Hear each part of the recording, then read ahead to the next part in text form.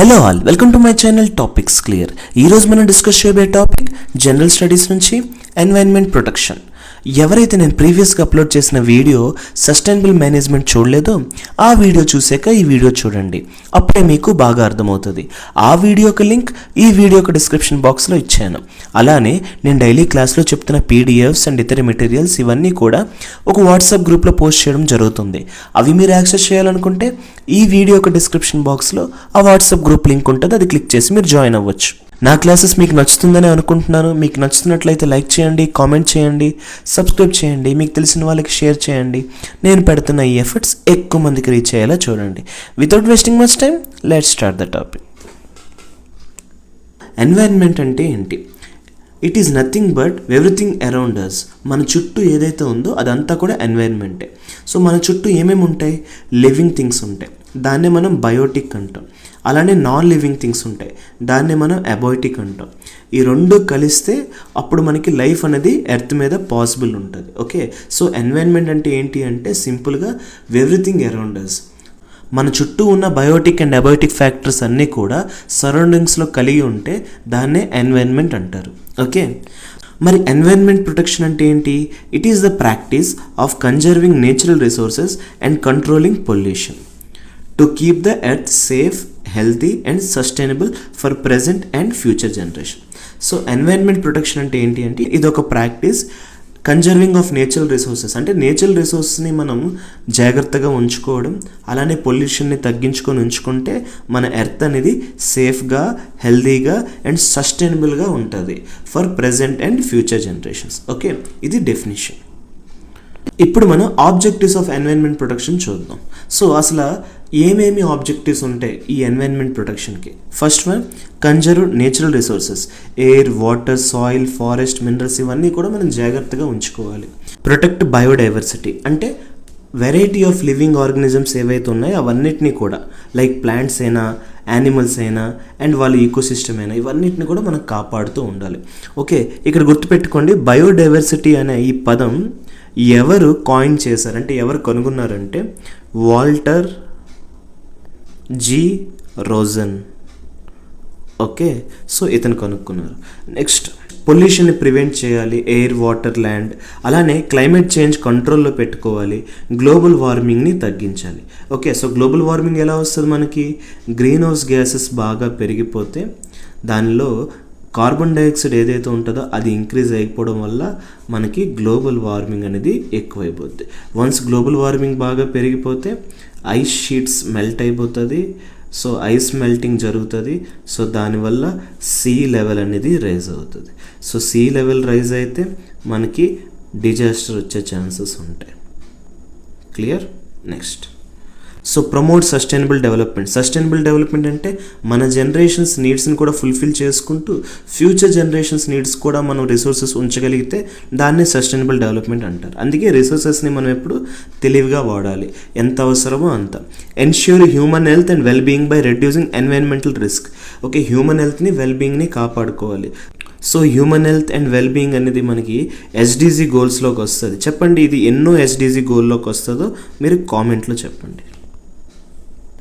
Next, create awareness and responsibility among people to protect nature. So awareness create చేయాలి, responsibility అందరికీ ఉండాలి. ఇది మనది, ఇది నాది అనుకోవాలి. ఓకే, సో ఒక ఎన్వైరన్మెంట్ అనేది మన ప్రైవేట్ ప్రాపర్టీలా ఫీల్ అయితే దాన్ని మనం జాగ్రత్తగా ఉంచుకోగలం. అది ఒక పబ్లిక్ ప్రాపర్టీలా అయితే మనం దాన్ని పెద్ద పట్టించుకో, అంటే మనం చేయకపోతే ఇంకొకరు చేస్తారులే అని అందరూ అనుకుంటారు. సో ఎవరు ప్రొటెక్షన్ చేయరు, అందరూ వాళ్ళకి నచ్చినట్టు ఉంచేస్తుంటారు. సో ఎప్పుడు కూడా మనం ఫారెస్ట్లు కానీ, ఎన్వైరన్మెంట్ రిసోర్సెస్ కానీ, ఆ అసెట్స్ కానీ అవన్నీ కూడా మన సొంతది, నాది అనుకునే చేసుకుంటే అప్పుడే అది ఉంటుంది. లేదు ఎవరైనా చేస్తారంటే ఎవరు చేయరు. ఓకే, నెక్స్ట్, ఇప్పుడు మనం కాజెస్ ఆఫ్ ఎన్వైరన్మెంట్ డిగ్రేడేషన్ చూద్దాం. ఓకే, సో ఎన్వైరన్మెంటల్ డిగ్రేడేషన్కి మెయిన్ కాజెస్ ఏంటి? డీఫారెస్టేషన్, అంటే cutting down trees and destroying forest. Okay, so ఎప్పుడు కూడా మనం ఈ తప్పు అయితే చేయకూడదండి, ఎందుకంటే డీఫారెస్టేషన్ చేయడం వల్ల మనకి చాలా నష్టాలు కలుగుతాయి. ఓకే, చాలా నష్టాలు కలుగుతాయి. ఓకే, ఎలాంటివి? ఫ్లడ్స్ వచ్చే ఛాన్సెస్ ఉంటాయి. ఓకే, సాయిల్ ఎరోజన్ జరుగుతుంది. ఓకే, నెక్స్ట్, సాయిల్ ఒక ఫెర్టిలిటీ పోతుంది. నెక్స్ట్, రెయిన్ఫాల్ తగ్గిపోతుంది, రెయిన్ఫాల్ ప్యాటర్న్ చేంజ్ అయిపోతుంది. Okay, and next air pollution, water pollution, soil pollution, noise pollution, ఇవంతా కూడా పొల్యూషన్ అండి. అంటే పొల్యూషన్ అంటే ఏంటి, అంతా మంచిగా ఉంది, ఏదో ఒక ఏజెంట్ బయట నుంచి వచ్చింది, దానివల్ల అదంతా ఏదైతే ఎంతవరకు ఉందో అదంతా కూడా అన్ఫిట్ అయిపోయింది, హార్మ్ఫుల్ అయిపోయింది. అలాంటి కండిషన్నే పొల్యూషన్ అంటాం. ఎవరైతే వచ్చి దాన్ని చెడగొట్టారో వాళ్ళని పొల్యూటెంట్ అంటాం. ఓకే, సో ఇది ఎయిర్లో జరుగుతుంది, వాటర్లో జరుగుతుంది, సాయిల్లో జరుగుతుంది, అనే నాయిస్ రూపంలో కూడా జరుగుతుంది. ఓవర్ పాపులేషన్ అంటే ఎప్పుడైనా మనకి పాపులేషన్ పెరిగిపోతే డిమాండ్ పెరిగిపోతుంది, అంటే ల్యాండ్కి, ఫుడ్కి, రిసోర్సెస్కి. ఓకే, అలానే ఇండస్ట్రియలైజేషన్, ఫ్యాక్టరీస్ ఏమో వేస్ట్ అండ్ ఎమిషన్స్ రిలీజ్ చేస్తూ ఉంటుంది. ఓకే, సో దానివల్ల చాలా ఇంపాక్ట్ ఉంటుంది. అర్బనైజేషన్, సో ఎప్పుడైనా మనకి సిటీస్ అంతా కూడా ఎక్కువగా డెవలప్ అయిపోతూ ఉంటాయి, రూరల్ నుంచి అర్బన్కి అందరూ వచ్చేస్తుంటారు.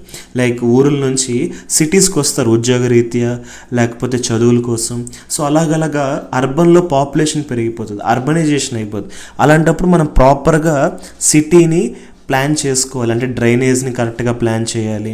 అలానే రైన్ఫాల్ ఏమైనా ఎక్కువగా వచ్చినా, ఫ్లడ్స్ వచ్చినా దాని ఎగ్జిట్ పాయింట్స్ ఉండాలి. సో అలా ప్రాపర్ సిటీ ప్లాన్ ఉండాలి.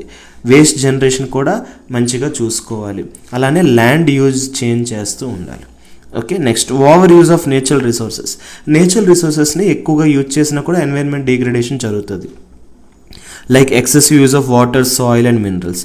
అలానే అగ్రికల్చర్ యాక్టివిటీస్, ఫెర్టిలైజర్స్ ఎక్కువగా వాడకూడదండి. ఫెర్టిలైజర్స్ బదులు మనం ఏం వాడాలి, మాన్యూర్స్ వాడాలి. సో మాన్యూర్స్ అంటే ఏంటి, మనకి ఏదైతే వెజిటేబుల్ వేస్ట్ ఉంటుందో, లేకపోతే ఫ్రూట్ వేస్ట్ ఉంటుందో, అలాంటివన్నీ కూడా మాన్యూర్స్ కింద వస్తుంది. ఓకే, అవి వాడితే మంచిది. ఫెర్టిలైజర్స్ వాడితే మనకి పంట ఎక్కువగా వస్తుంది, కానీ దానివల్ల పొల్యూషన్ అయ్యే ఛాన్సెస్ ఉంటుంది. లైక్ సాయిల్ పొల్యూషన్, అదే వాటర్లోకి వెళ్తే యూట్రిఫికేషన్, ఇలాంటివి జరుగుతుంది. పెస్టిసైడ్స్ ఎక్కువగా వాడకూడదు. అలానే ఎక్కువగా ల్యాండ్ యూసేజ్ కూడా చేయకూడదు, లైక్ గ్రేజింగ్ లాంటివి ఎక్కువగా చేయకూడదు. Next climate change, global warming, rising temperature and changing of weather, ఇవన్నీ మనకి ఆల్రెడీ తెలుసు. Okay, so these are the causes of environmental degradation. ఇప్పుడు ఎన్వైరన్మెంట్ ప్రొటెక్షన్స్కి మెథడ్స్ ఏమేమి ఉంటాయి అంటే, ఇప్పుడు మనం కాజెస్ ఏంటో తెలిసిపోయి కాబట్టి అవన్నీ మనం ఓవర్కమ్ చేస్తే అవే మెథడ్స్ ఆఫ్ ఎన్వైరన్మెంట్ ప్రొటెక్షన్ అవుతుంది. డిఫారెస్టేషన్ బదులు మనం ఎఫారెస్టేషన్ చేయాలి, లేదా రీఫారెస్టేషన్ చేయాలి. ఎఫారెస్టేషన్ అంటే ప్లాంటింగ్ మోర్ ట్రీస్, రీఫారెస్టేషన్ అంటే రీస్టోరింగ్ ఫారెస్ట్. ఓకే, ఫారెస్ట్ని రీస్టోర్ చేయడం అంటే ఏమైనా డ్యామేజ్ అయినా, లేకపోతే సరిగ్గా వాలిపోయినా దాన్ని స్ట్రైట్ చేయడం, అలానే ఒక ప్లేస్ నుంచి ఇంకో ప్లేస్కి షిఫ్ట్ చేయడం, గ్రాఫ్టింగ్ చేయడం, ఇలాంటివి. Pollution control, reducing air, water, soil pollution తగ్గించాలి. క్లీన్ టెక్నాలజీస్ వాడాలి. What is meant by clean technology? Solar energy కానీ, విండ్ ఎనర్జీ కానీ, ఇలాంటివి వాడితే వీటిని గ్రీన్ ఎనర్జీ లేదా క్లీన్ ఎనర్జీ అంటారు. ఓకే, వేస్ట్ మేనేజ్మెంట్, మనకి 3Rs కాన్సెప్ట్ తెలుసు కదా, ఏంటి, రెడ్యూస్, రీయూజ్, రీసైకిల్ మెటీరియల్స్ చేయాలి, అప్పుడు మనకి వేస్ట్ తగ్గుతుంది. Conservation of resources, use water, energy and minerals వైజ్గా వాడాలి. సస్టైనబుల్ డెవలప్మెంట్, దీనికోసం స్పెసిఫిక్గా ఒక వీడియో చేశాను. Balance economic growth with environmental care.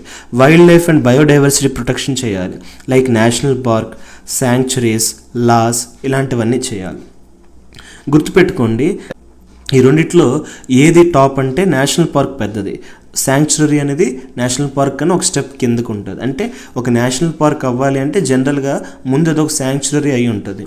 Okay, national park అనేది స్పెసిఫిక్గా ఒక ప్లాంట్ ఆర్ ఒక యానిమల్ కోసం ఉండదు. శాంక్చురీ అనేది స్పెసిఫిక్గా కొన్ని స్పీషీస్ కోసం అయితే ఉంటుంది. Okay, next awareness and education పెంచాలి ఎన్వైరన్మెంటల్ కేర్ కోసం. రెన్యూవబుల్ ఎనర్జీస్ ఎక్కువగా వాడాలి. ఓకే, ఫాజిల్ ఫ్యూయల్స్ తగ్గించాలి. ఫాజిల్ ఫ్యూయల్స్ అంటే coal, petrol, diesel, natural gas, ఇలాంటివి. Eco friendly practices, organic farming చేయాలి, గ్రీన్ ట్రాన్స్పోర్ట్ చేయాలి, లెస్ ప్లాస్టిక్ యూజ్ చేయాలి. ఓకే, సో ఆర్గానిక్ ఫార్మింగ్ అంటే ఇందాకలే మీకు చెప్పాను, మాన్యూర్స్ లాంటివి, కంపోస్టింగ్ వాడడం. ఓకే, అంటే వెర్మీ కంపోస్ట్, ఇలాంటివి వాడితే అది ఆర్గానిక్ ఫార్మింగ్లోకి వస్తుంది. ఓకే, అంటే ఎటువంటి కెమికల్స్ వాడట్లేదు, నేచురల్ ఆర్గానిక్ ఫార్మింగ్ వాడుతున్నారు. సో ఎటువంటి కెమికల్స్ వాడకపోతే దాన్ని ఆర్గానిక్ ఫార్మింగ్ అంటారు. సో ఎన్వైరన్మెంట్ ప్రొటెక్షన్ అనేది ఎవరు సొంతంగా చేయరండి, అంటే ఏదైనా బాగు చేయడం అనేది చాలా తక్కువ మంది చేస్తారు, బట్ నాశనం అయితే అందరూ చేస్తారు. అందుకే ఒక స్ట్రిక్ట్ లాస్ ఉండాలి ప్రపంచంలోని, అలానే ఇండియాలోని కూడా. అలాంటి స్ట్రిక్ట్ లాస్ ఉంటేనే అంటే అలాంటి చట్టాలు ఉంటేనే ప్రజలు భయపడైనా చేస్తారు, లేదా అట్లీస్ట్ నష్టం చేయకుండానే ఉంచుతారు. ఓకే, సో చూడండి, environmental protection laws and policies in the world. ఇందులో మీకు ఒక్కొక్క దానికోసం చెప్తాను బేసిక్స్, అండ్ అలానే దాని యొక్క ఇయర్ అనేది ఇంపార్టెంట్ అండి, వెరీ మచ్ ఇంపార్టెంట్. ఎగ్జామ్స్లో అడిగే ఛాన్స్ ఉంటుంది. లైక్ చూడండి, స్టాక్హోమ్ కాన్ఫరెన్స్, ఇది 1972లో జరిగింది. ఇది first global conference on environment. దీనివల్ల అవేర్నెస్ అనేది పెరిగింది అందరిలో. నెక్స్ట్, మానిట్రల్ ప్రోటోకాల్, ఇది 1987లో పెట్టారు. ఇది దేనికోసం పెట్టారు అంటే to protect ozone layer by facing out CFCs. So మన ఓజోన్ లేయర్ని ప్రొటెక్ట్ చేయడం. ఓకే, ఓజోన్ లేయర్ ఎక్కడ ఉంటుంది?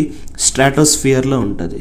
ఓకే, దాన్ని ప్రొటెక్షన్ చేయాలి. అంటే అది దేనివల్ల డిప్లీషన్ జరుగుతుంది. దేనివల్ల డిప్లీషన్ జరుగుతుంది? సిఎఫ్సిస్ వల్ల డిప్లీషన్ జరుగుతుంది. సో మనం సిఎఫ్సిస్ని బ్యాన్ చేస్తే ఆటోమేటిక్గా ఓజోన్ లేయర్ డిప్లీషన్ అనేది తగ్గిపోయి ఓజోన్ లేయర్ అనేది అలానే ఉంటుంది. సో దానికోసం అందరూ కలిశారు మానిట్రల్ ప్రోటోకాల్లో. ఓకే, దీనికి సంబంధించింది వియన్నా కన్వెన్షన్ అని కూడా ఉంటుంది. ఓకే, రియో ఎర్త్ సమ్మిట్ 1992లో వచ్చింది. ఇది agenda 21 and concept of sustainable development వచ్చింది, లాస్ట్ వీడియోలో చూసాం. Next, Kyoto protocol. So UNFCCC ఏదైతే వచ్చిందో దానికి సంబంధించి దాన్ని ఇది చేయడానికి ఒక ప్రోటోకాల్ తెచ్చారు, అదే కైటో ప్రోటోకాల్. 1997లో పెట్టారు. కైటో అంటే జపాన్లో ఉన్న ఒక place. So aim to reduce green house gases emission. So mainly Kyoto protocol ఒక పని ఏంటి? గ్రీన్ హౌస్ గ్యాస్ ఎమిషన్స్ని తగ్గించడం. నెక్స్ట్, ప్యారిస్ అగ్రిమెంట్ 2015లో వచ్చింది. ఇది global commitment to limit temperature rise below 2 degrees Celsius. So మన గ్లోబల్ వార్మింగ్ బాగా పెరిగిపోతుంది కదా, అది 2 degrees Celsius కన్నా దాటకుండా మోస్ట్లీ బిలో 1.4 degrees Celsius లోపటే ఉండాలి. సో దానికోసం గ్లోబల్ కమిట్మెంట్ తీసుకున్నారు. ఇది ప్యారిస్ అగ్రిమెంట్లో 2015. Next, convention on biological diversity, ఇది కూడా 1992లో పెట్టారు. ఇది కూడా sustainable use of biodiversity. Okay, next, Basel convention 1989లో పెట్టారు. ఇది control transboundary movement of hazardous waste. So transboundary అంటే ఏంటి? బార్డర్ అండి. ఒక కంట్రీకి బార్డర్ ఉంటుంది కదా. సో ఇక్కడున్న వేస్ట్ ఏదైతే హెజార్డస్ వేస్ట్ ఉందో అది ఇక్కడ వేయకూడదు, అలానే అక్కడున్న హెజార్డస్ వేస్ట్ బార్డర్ దాటి ఇక్కడ వేయకూడదు. సో ఒక కంట్రీ నుంచి ఇంకొక కంట్రీకి హెజార్డస్ వేస్ట్ అనేది ట్రాన్స్ఫర్ అవుతూ ఉంటే సో దానికోసం ఒక ప్రోటోకాల్ ఉంది, దాన్నే బేసల్ కన్వెన్షన్ అంటారు. ఇది 1989లో పెట్టారు. ఇప్పుడు ఇలాంటి environmental protection laws and policies ఇండియాలో ఏమేమి ఉన్నాయో చూద్దాం. Environment protection act 1986, so EPA అంటారు. సో ఇది 1986లో పెట్టారు. డైరెక్ట్గా ఎగ్జామ్లో అడుగుతారు ఈ క్వశ్చన్. సో ఇది ఒక umbrella, law for protecting and improving the environment. So ఇది ఒక అంబ్రెల్లా లా ఉంటుందండి, అంటే దీని కింద ఇంకెన్నో చట్టాలు వస్తాయి. ఓకే, అందులో మనకి ఎయిర్ అనేది ఒక యాక్ట్ వస్తుంది, air prevention and control of pollution act 1981, ఇది ఎయిర్ పొల్యూషన్ తగ్గించడానికి. అలానే వాటర్ పొల్యూషన్ యాక్ట్ 1974, ఇది వాటర్ పొల్యూషన్ తగ్గించడానికి. అలానే వైల్డ్ లైఫ్ ప్రొటెక్షన్ యాక్ట్ 1972లో వచ్చింది. ఇది వైల్డ్ లైఫ్ ప్రొటెక్ట్ చేయడానికి, ఫారెస్ట్ ప్రొటెక్ట్ చేయడానికి, బయోడైవర్సిటీ ప్రొటెక్ట్ చేయడానికి. అలానే ఫారెస్ట్ కన్జర్వేషన్ యాక్ట్ 1980లో వచ్చింది. ఇది డీఫారెస్టేషన్ రెగ్యులేట్ చేస్తూ అలానే ఫారెస్ట్ ల్యాండ్ యూజ్ని ఇంప్రూవ్ చేయడం. అలానే ఎన్జిటి, నేషనల్ గ్రీన్ ట్రిబ్యునల్, ఇది 2010లో పెట్టారు for speedy disposal of environment cases. అంటే ఏదైనా కేసెస్ ఎన్వైర్న్మెంట్ రిలేటెడ్ ఇష్యూస్ కలిగి ఉంటే అలాంటి దాంట్లో స్పీడీ డిస్పోజల్ చేస్తుంది ఎన్జిటి. అలానే national action plan on climate change, NAPCC 2008లో పెట్టారు. ఇది India strategy on climate change. అలానే ఈఐఏ నోటిఫికేషన్ 2006లో రిలీజ్ చేశారు.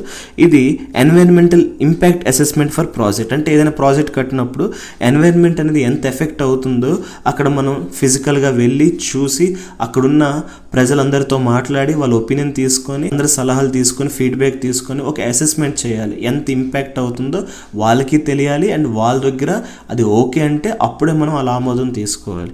సో ఇవంతా కూడా ఇంపాక్ట్ అసెస్మెంట్లోకి వస్తుంది. Okay, so these are the environmental protection laws and policies in India and this is about the world.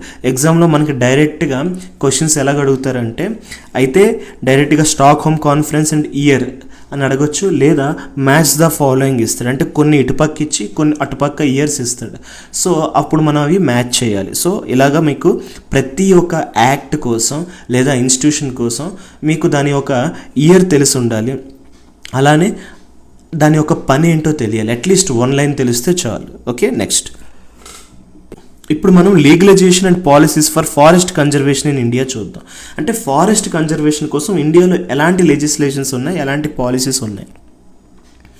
Indian forest act 1927లో పెట్టారు under Britishers. ఇది ఫారెస్ట్ని 3 రకాలుగా క్లాసిఫై చేశారు. ఒకటి రిజర్వ్డ్ ఫారెస్ట్, ఇంకోటి ప్రొటెక్టెడ్ ఫారెస్ట్, మరొకటి విలేజ్ ఫారెస్ట్. ఓకే, ఇందులో controlled use of forest produce and imposed penalties for illegal cutting. So కొంతమందికి మాత్రమే పర్మిషన్ ఇచ్చేవారు, వాళ్ళు మాత్రమే ఫారెస్ట్ ప్రొడ్యూస్ని యూజ్ చేసుకోవారు. And imposed penalties for illegal కటింగ్కి పెనాల్టీస్ ఇంపోజ్ చేసేవారు. Next wild life protection act 1972. ఇది వైల్డ్ లైఫ్ హ్యాబిటేట్ని, బయోడైవర్సిటీని ప్రొటెక్ట్ చేస్తుంది. Creation of national parks, wild life sanctuaries and biosphere reserves. ఇది restricts use of forest land for non forest purposes.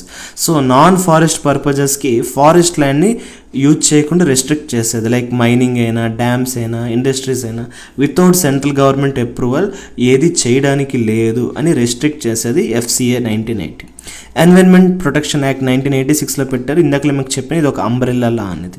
Okay, next national forest policy 1988లో పెట్టారు.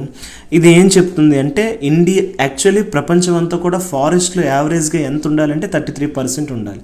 So ఇండియాలో కూడా India land అంతా 100% అయితే ఫారెస్ట్ అనేది 33% ఉండాలి. బట్ మనకు అంత ఉందా? మనకు అంత లేదు. మనం ఇంకా చాలా ఇంప్రూవ్ చేసుకోవాలి. కానీ మనం ఏం చేస్తున్నాం? డిఫారెస్టేషన్ చేస్తున్నాం. మనం ఎఫారెస్టేషన్ చేస్తేనే ఆ గోల్ రీచ్ అవ్వగలం. Okay, to promote people participation in forest management. అందుకే ఫారెస్ట్ మేనేజ్మెంట్లో పీపుల్ పార్టిసిపేషన్ ఉండాలి. సో అలాంటి ఫారెస్ట్రీని ఏమంటారు? సోషల్ ఫారెస్ట్రీ అంటారు. Okay, so people involvement, community involvement కలిగి ఉంటే దాన్ని సోషల్ ఫారెస్ట్రీ అంటారు. నెక్స్ట్ బయోలాజికల్ డైవర్సిటీ యాక్ట్ 2002లో వచ్చింది. దీన్నే బయోడైవర్సిటీ యాక్ట్ అంటారు. సో ఇది conserves biological resources and ensures sustainable use. Okay, so గుర్తుపెట్టుకోండి, బయోడైవర్సిటీ కోసం ఇందాక మీకు చెప్పాను ఎవరి టర్మ్ కాయిన్ చేశారనేది. అది ఏం చెప్పాలి? వాల్టర్ జి రోసన్ అని చెప్పాలి. బయోడైవర్సిటీ డే ఎప్పుడు అని అడిగితే ఇంటర్నేషనల్ డే ఆఫ్ బయోడైవర్సిటీ అంటే May 22 అని చెప్పాలి. Okay, important. Next scheduled tribes and other traditional forest dwellers. Forest right act 2006లో వచ్చింది. ఇది రైట్స్ని రికగ్నైజ్ చేసింది. ఓకే, అలానే కన్జర్వేషన్ కూడా కాపాడింది. Next compensatory afforestation fund act, CAMPA act. ఇదేంటి అంటే ఎఫారెస్టేషన్ ఎన్ష్యూర్ చేసుకుంటూ అలానే forest land diverted for development projects. ఎప్పుడైనా ప్రాజెక్ట్స్ ఫారెస్ట్లో కడితే అప్పుడు ఆ ఫారెస్ట్ ఎవరిది అంటే ఆ ల్యాండ్ ఎవరిది, ఎవరి పేరు మీద ఉందో వాళ్ళకి కాంపన్సేషన్ ఇవ్వడం. సో ఆ ఫారెస్ట్ ల్యాండ్ అనేది ట్రైబ్స్కి సొంతం కాబట్టి వాళ్ళకి కాంపన్సేషన్ ఇవ్వడం, ఇలాంటివన్నీ చేసేవారు. ఓకే, ఇవన్నీ కూడా legislations and policies for forest conservation in India. So ఇది ఒక జనరల్ ఎక్స్పెక్టేషన్. సో అందుకే మీకు నేను ఫారెస్ట్ రిలేటెడ్ యాక్ట్స్ అండ్ దాని యొక్క పర్పజెస్ అండ్ దాని యొక్క ఇయర్స్ ఇచ్చాను. సో మెయిన్లీ ఇయర్స్ అడుగుతారు అండ్ దాని యొక్క పర్పస్ అడుగుతారు, లేదా మ్యాచ్ ద ఫాలోయింగ్ అడుగుతారు. ఓకే, మీరు ఇది పెట్టేటట్టు ఉండాలి. ఇప్పుడు మనం ఎన్వైరన్మెంట్కి సంబంధించి ఆర్గనైజేషన్స్ ఏమైనా ఉన్నాయా, లేదా దానికి సంబంధించి మూమెంట్స్ ఏమైనా ఉన్నాయో తెలుసుకుందాం. ముందు ఇంటర్నేషనల్ తెలుసుకుందాం, తర్వాత నేషనల్ తెలుసుకుందాం. మొదటిది UNEP. సో UNEP అంటే యునైటెడ్ నేషన్ ఎన్వైరన్మెంట్ ప్రోగ్రామ్. దీని యొక్క హెడ్ క్వార్టర్ నైరోబీ, కెన్యా. గుర్తుపెట్టుకోండి, యుఎన్తో స్టార్ట్ అయినవన్నీ కూడా మోస్ట్లీ న్యూయార్కే ఉంటాయి, బట్ కొన్ని మాత్రం డిఫరెంట్ ఉంటాయి. అందులో UNEP ఒకటి. ఇది ఇయర్ 1972లో పెట్టారు. దీని యొక్క బేసిక్ పర్పస్ ఏంటి అంటే గ్లోబల్ ఎన్వైరన్మెంట్ ప్రొటెక్షన్ని కోఆర్డినేట్ చేయడం, అలానే సస్టైనబిలిటీ ఎఫర్ట్స్ని పెంచడం. Next world wide fund for nature. గుర్తుపెట్టుకోండి, WWF అని ఒక సంస్థ ఉంది. దీని ఫుల్ ఫామ్ అడుగుతూ ఉంటారు. అందరూ వరల్డ్ వైల్డ్ లైఫ్ ఫండ్ అనుకుంటారు, బట్ కాదు, ఇది world wide fund for nature. 1961లో స్థాపించారు. దీని యొక్క హెడ్ క్వార్టర్ ఎక్కడ ఉంది అంటే గ్లాండ్, స్విట్జర్లాండ్. ఓకే, స్విట్జర్లాండ్లో గ్లాండ్ అనే ఒక సిటీ ఉంది, అక్కడ దీని హెడ్ క్వార్టర్. సో దీని యొక్క basic purpose wild life conservation and reducing human impact on nature. Next green peas international. So ఇది 1971లో స్థాపించారు. దీని యొక్క హెడ్ క్వార్టర్ ఆమ్స్టర్డమ్, నెదర్లాండ్స్. సో నెదర్లాండ్స్లో ఆమ్స్టర్డమ్ అనే సిటీలో దీని యొక్క హెడ్ క్వార్టర్ కలిగి ఉంది. Okay, so campaign against pollution, deforestation, nuclear testing and climate change.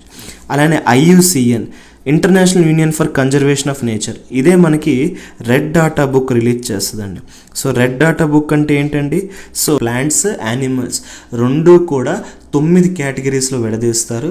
Okay, అందులో అన్ని రకమైన కేటగిరీస్ ఉంటాయి. Like data deficient, not evaluated, least concern, near threaten, vulnerable, endangered, critically endangered, extinct wild life. Okay, ఇలాంటి 9 కేటగిరీస్లో ప్రతి animal species, ప్రతి plant స్పీషీస్ని విడదీస్తారు. Okay, so ఎగ్జామ్లో మనకి ఎలా అడుగుతారంటే ఎండేంజర్డ్ స్పీషీస్ అన్నీ కూడా ఒక బుక్లో మెయింటైన్ చేస్తారు. అది ఏంటి అంటే రెడ్ డాటా బుక్. అది ఎవరు మెయింటైన్ చేస్తారంటే IUCN సంస్థ మెయింటైన్ చేస్తుంది. ఇది 1948లో స్థాపించారు. దీని యొక్క హెడ్ క్వార్టర్ ఇది కూడా గ్లాండ్, స్విట్జర్లాండ్. ఓకే, నెక్స్ట్ దీని యొక్క పని ఏంటి అంటే conservations for biodiversity and publishes the list of threatened species. ఇప్పుడే మీకు చెప్పాను కదా, so red data book. Okay, so red data book. Next IPCC, intergovernmental panel on climate change. Climate చేంజ్కి సంబంధించిన ఇన్స్టిట్యూట్ ఇది 1988లో స్థాపించారు. దీని యొక్క head quarter Geneva, Switzerland. Okay, so వీళ్ళ యొక్క పర్పస్ ఏంటి? Scientific assessment of climate change and its impacts. So climate change మరియు ఒక ఇంపాక్ట్ని సైంటిఫిక్గా అనాలిసిస్ చేస్తారు. సో ఇవన్నీ కూడా మూమెంట్స్ అండి. ఇంకొక ఇంపార్టెంట్ క్వశ్చన్ ఒకటి అడుగుతారు మనకి, గుర్తుపెట్టుకోండి. క్వశ్చన్ వెరీ వెరీ ఇంపార్టెంట్ అండి. అంటే WWF, IUCN కలిసి ఒక ఆర్గనైజేషన్ని ప్రమోట్ చేస్తారు. దాని పేరు ఏంటి అంటే ట్రాఫిక్. సో ట్రాఫిక్ అంటే ఏంటండి? Trade record analysis of flora and fauna in commerce. Okay, so ఇది ట్రాఫిక్. అంటే ఇది ఒక NGO, ఇది ఒక NGO, ఇది కూడా NGO. ఇవన్నీ గ్లోబల్ NGO కింద వస్తుంది. Okay, these are not the United Nation governmental organisations. Okay, next ఇప్పుడు మనం ఆర్గనైజేషన్ అండ్ మూవ్మెంట్స్ కోసం ఇండియాలో ఏమేమి ఉన్నాయో చూద్దాం. మొదటిది CSC, centre for science and environment. ఇది 1980లో పెట్టారు. వీళ్ళ యొక్క పని ఏంటి అంటే రీసెర్చ్ చేయడం, అడ్వకేసీ చేయడం, అవేర్నెస్ ఆన్ ఎన్వైరన్మెంట్ క్రియేట్ చేయడం, అలానే సస్టైనబుల్ డెవలప్మెంట్కి ప్రమోట్ చేయడం. నెక్స్ట్ BNHS అని ఒక సొసైటీ ఉంది. ఇది one of the oldest Indian environment society. Okay, ఇది 1883లో పెట్టారు. దీని ఒక పని ఏంటి అంటే wild life, plants and ecosystem వాళ్ళకి స్టడీ అండ్ కన్జర్వేషన్ చేయడం. Next wild life trust of India.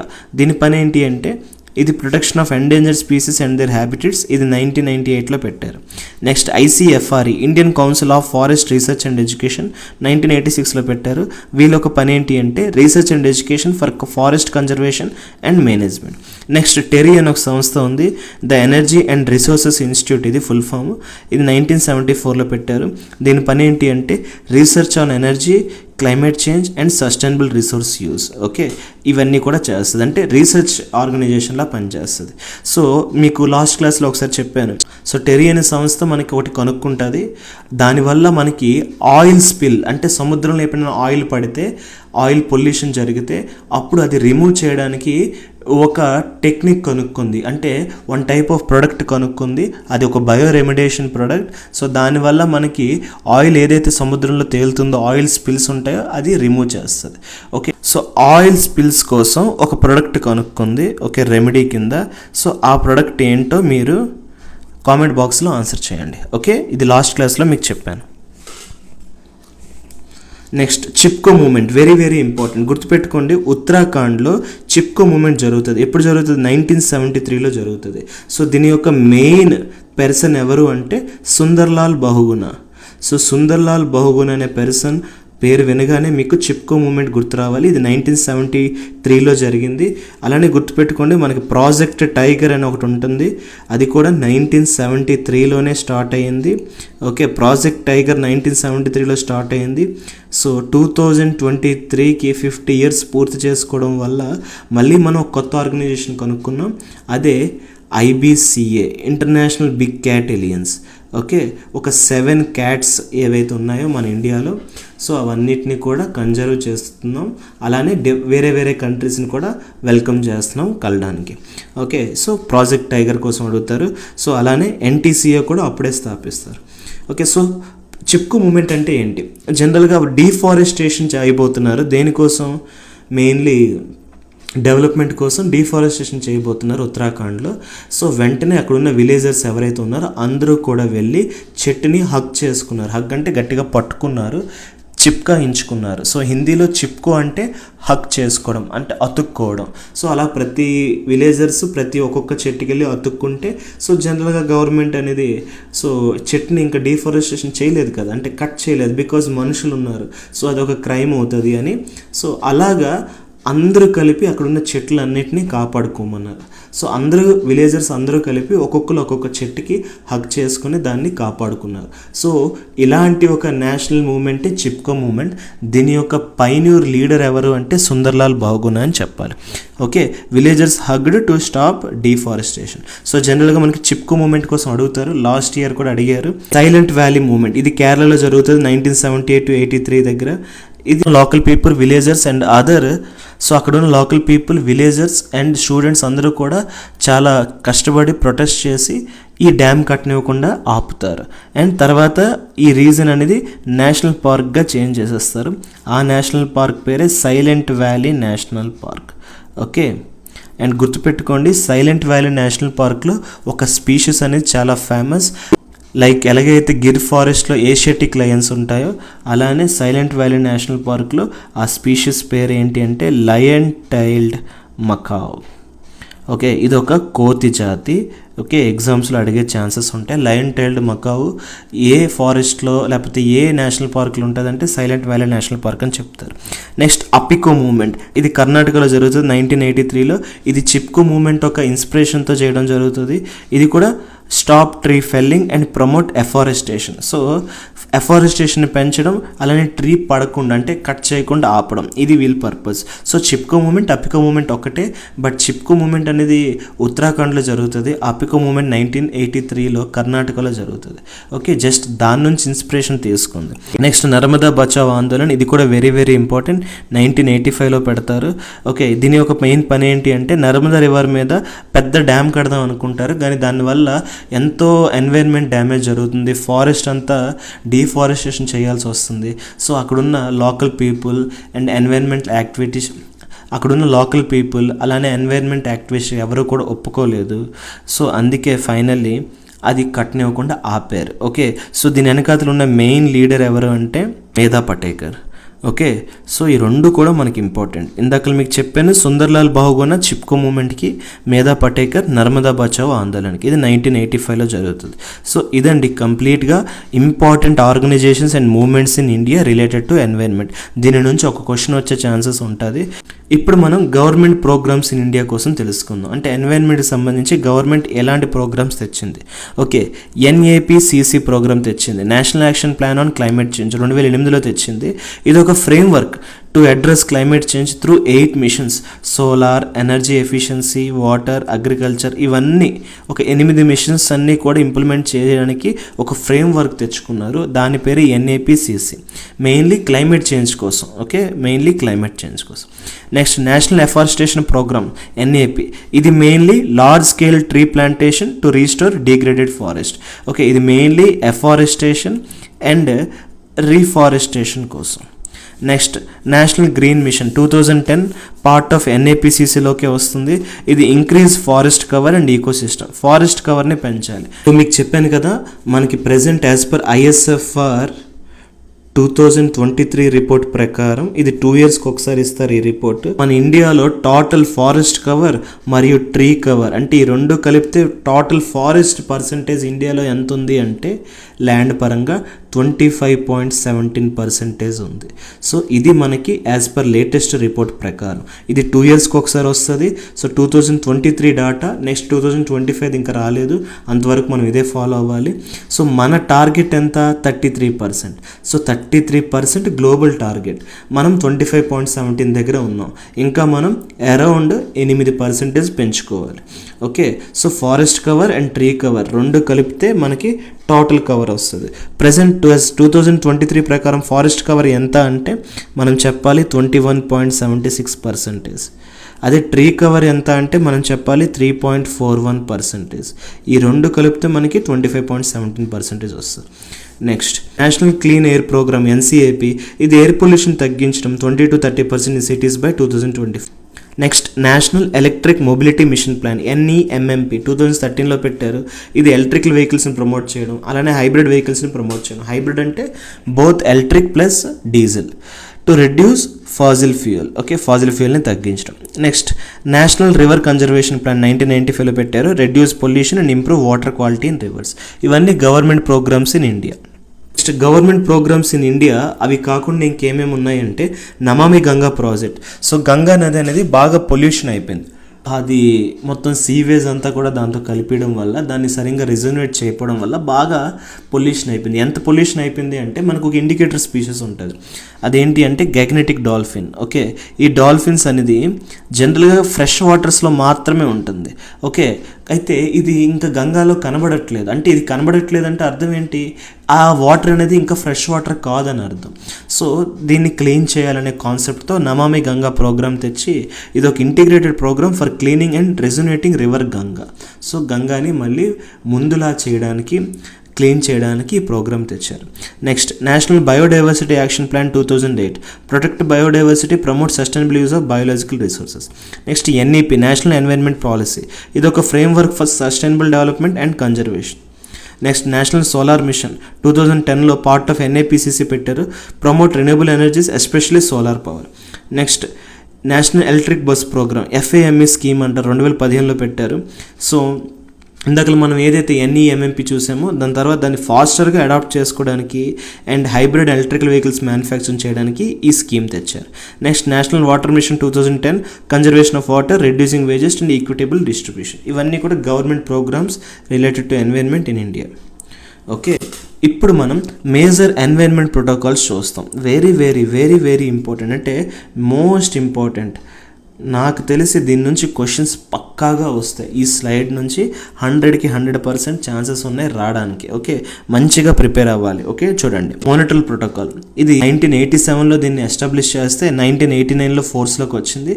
దీని ఒక పని ఏంటి అంటే control of ozone depletion substances.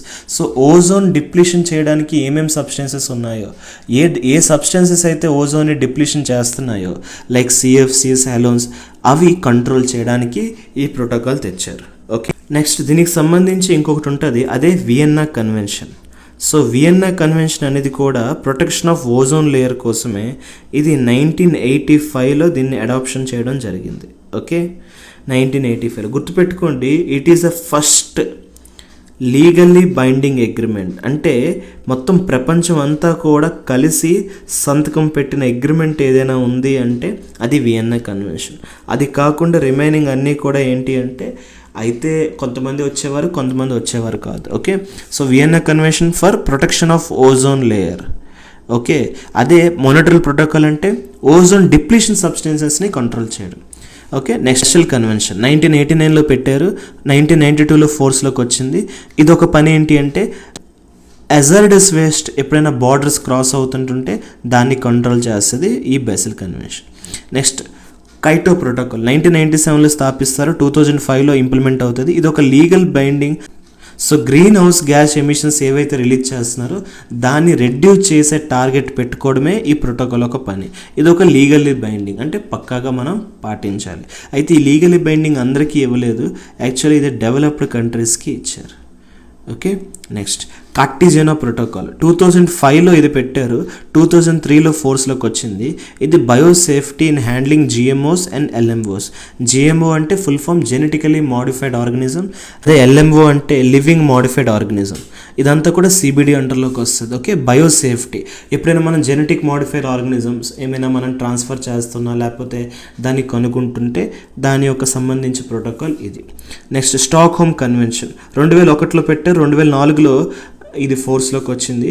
ఇది ban or reduce POPs, very very important, persistent organic pollutant.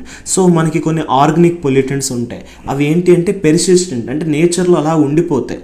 So దానివల్ల ఎక్కువ కాలం అది ఉండిపోవడం వల్ల, అది ఆర్గానిక్కే కానీ అది ఎక్కువ కాలం ఉండిపోవడం వల్ల మనకి పొల్యూషన్ జరుగుతుంది.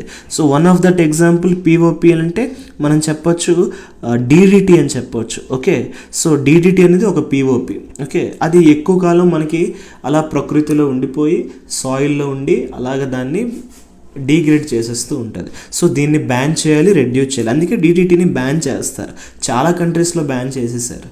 Okay, because of its POP nature. Okay, and it is synthetic organic compound ఇది. ఓకే, సో DDTని ఎవరు కనుక్కున్నారంటే మీరు చెప్పాలి Paul Miller. Okay, Paul Miller. So ఇది కనుక్కున్నందుకు అతనికి నోబెల్ ప్రైజ్ కూడా ఇచ్చారు.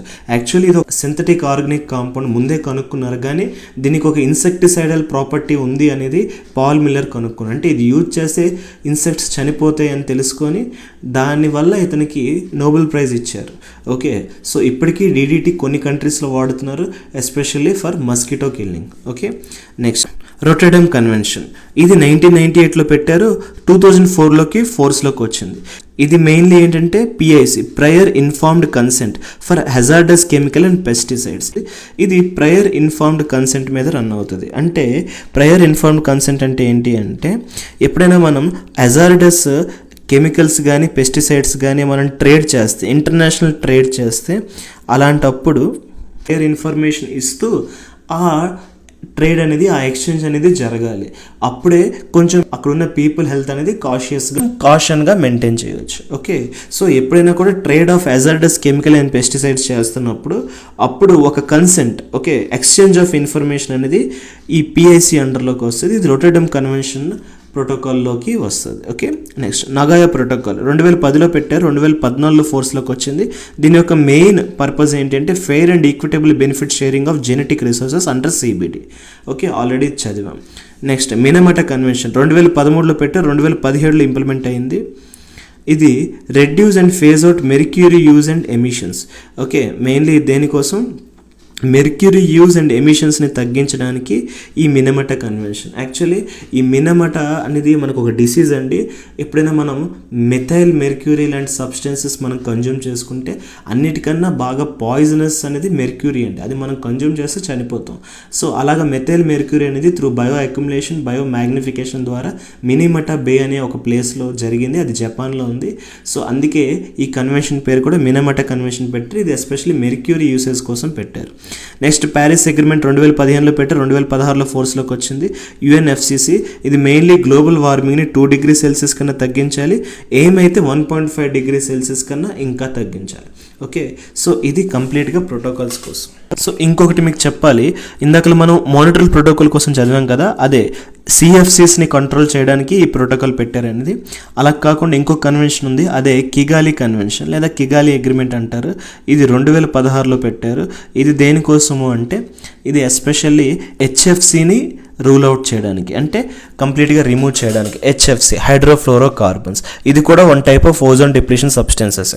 ఇందాక మనం చూసింది మోనిటరల్ ప్రోటోకాల్, అది క్లోరోఫ్లోరో కార్బన్స్, ఇది హైడ్రోఫ్లోరో కార్బన్స్. సో ఈ రెండింటిని ఎరాడికేట్ చేయడానికి ఈ రెండు ప్రోటోకాల్స్. ఓకే, మనం ఎలా చెప్పుకోవచ్చు అంటే మోనిటరల్ ప్రోటోకాల్ ఒక అమెండ్మెంట్, అంటే సవరణ కింద చెప్పుకోవచ్చు కిగాలి అగ్రిమెంట్ని.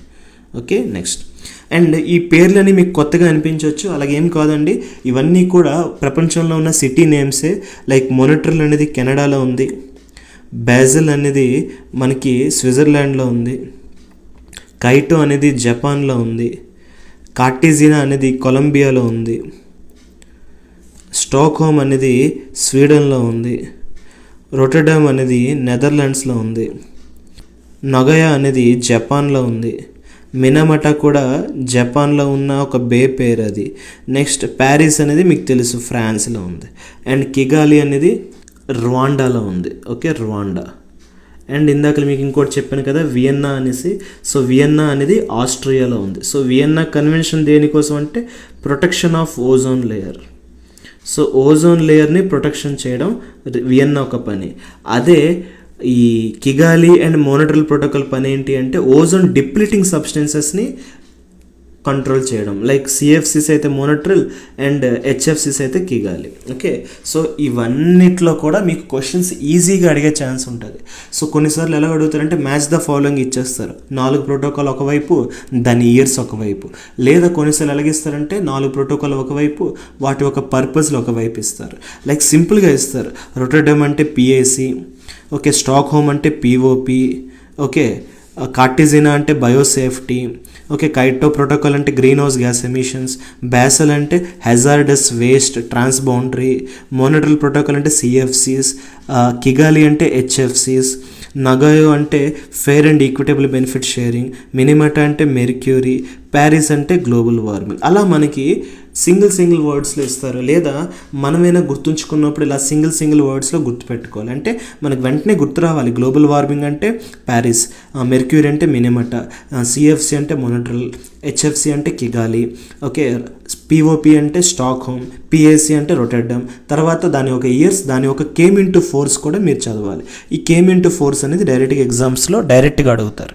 ఓకే, నెక్స్ట్ ఇప్పుడు మనం ఎన్వైర్న్మెంట్కి సంబంధించి ఏమైనా ఇండెక్స్లు ఉన్నాయా అంటే ఒక మెజర్మెంట్ చేస్తారు. ఎన్వైర్న్మెంట్ ఎంత డ్యామేజ్ అవుతుంది, ఎంత బాగుంది అనేది ప్రపంచవ్యాప్తంగా మెజర్ చేస్తారు, ఇండియాలో కూడా మెజర్ చేస్తారు. అలాగా ఎన్వైర్న్మెంట్ ఇండెక్సెస్ ఏవైతే ఇంటర్నేషనల్లో ఉన్నాయో అవి ఏంటి అంటే, సో ఇలాంటి ఇండెక్సెస్లో మనకి క్వశ్చన్స్ ఎలాగ అడుగుతారు అంటే, ఫస్ట్ ఇండెక్స్ పేరు ఏంటి అని అడుగుతారు. ఓకే, ఇండెక్స్ నేమ్ అడుగుతారు. నెక్స్ట్ ఏ ఇయర్ డాటా ఇది అని అడుగుతారు. నెక్స్ట్ ఇండియా పొజిషన్ ఏంటి మనకు తెలియాలి. అండ్ అలానే టాప్ చేసిన వాళ్ళు ఎవరో తెలియాలి.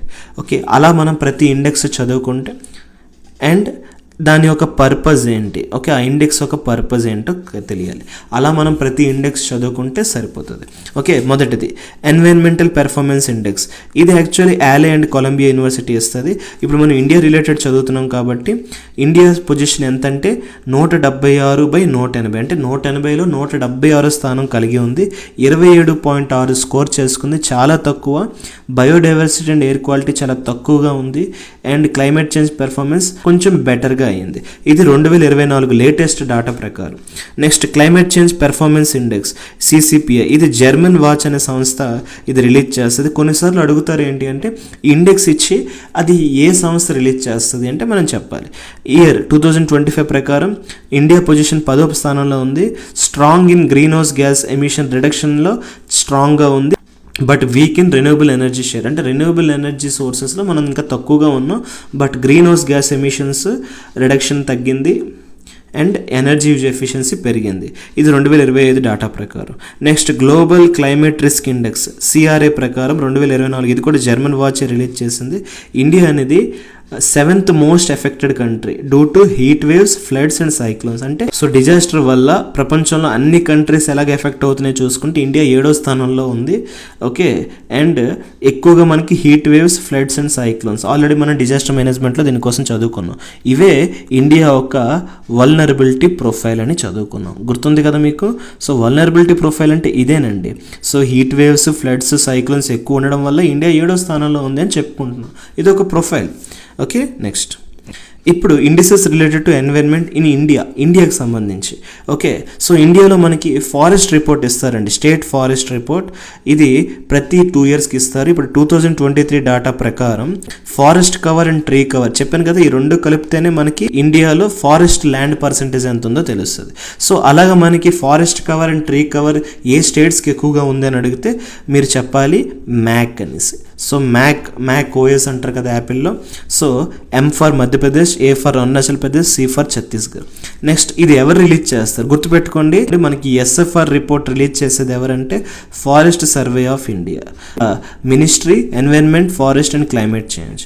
Next growth in forest and tree cover, ఎవరి దాంట్లో గ్రోత్ కనబడిందంటే ఛత్తీస్గఢ్, ఉత్తరప్రదేశ్ అండ్ ఒడిశా. ఇది కూడా same. Next percentage of forest cover by area. Okay, by area ఇందాక మనం చూసింది వేరు, ఇది వేరు. అంటే ఒక స్టేట్లో ఫారెస్ట్ కవర్ ఎంత ఉందో చెప్పడం వేరు, ఆ స్టేట్లో ఆ ల్యాండ్ ఏరియాకి ఈ ఫారెస్ట్ ఏరియా ఎంత పర్సెంటేజ్లో ఉందో చెప్పడం వేరు. సో అలాగ మనకి పర్సెంటేజ్ ఫారెస్ట్ కవర్ ఏరియాలో ఎక్కువగా లక్షద్వీప్ ఉంది, అంటే లక్షద్వీప్ ఉన్న ల్యాండ్లో ఎక్కువగా ఫారెస్ట్తో నిండిపోయి ఉందని అర్థం.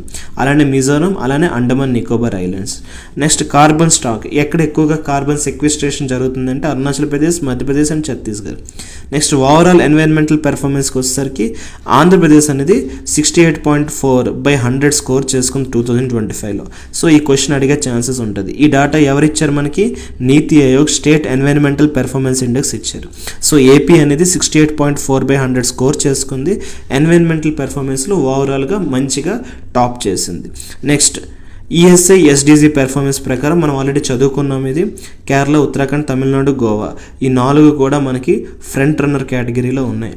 ఓకే, ఫ్రంట్ రన్నర్ రావాలి అంటే ఎంత పాయింట్స్ ఉండాలి? 65 to 99 పాయింట్స్ కలిగి ఉండాలి. ఓకే, సో వీళ్ళకి ఎంత వచ్చాయి? 70+ వచ్చాయి. ఓకే, నీతి ఆయోగ్ ఇది రిలీజ్ చేస్తుంది రిపోర్ట్. సో ఇవన్నీ basic indices related to environment. Okay, so మీకు టోటల్ డాటా ఇచ్చేసాను. నెక్స్ట్ ఇంకొక ఇంపార్టెంట్ క్వశ్చన్ ఏంటి అంటే forest survey of India head quarter ఎక్కడ అని అడుగుతారు. ఓకే, మీరు చెప్పాలి డెహ్రాడూన్. ఓకే, ఉత్తరాఖండ్లో ఉంది. సో ఇలాంటి bits very important. Okay, so మీకు మ్యాక్సిమం అన్నీ కవర్ చేసేసాను. సో మీకు ఈ క్లాస్ నచ్చిందని అనుకుంటున్నాను. మీకు ఈ క్లాస్ నచ్చినట్లయితే లైక్ చేయండి, కామెంట్ చేయండి, సబ్స్క్రైబ్ చేయండి, మీకు తెలిసిన వాళ్ళకి షేర్ చేయండి. నేను పెడుతున్న ఎఫర్ట్స్ ఎక్కువ మందికి రీచ్ అయ్యేలా చూడండి. మళ్ళీ మీ ముందు ఒక కొత్త వీడియోతో వస్తాను. అంతవరకు థ్యాంక్ యూ సో మచ్.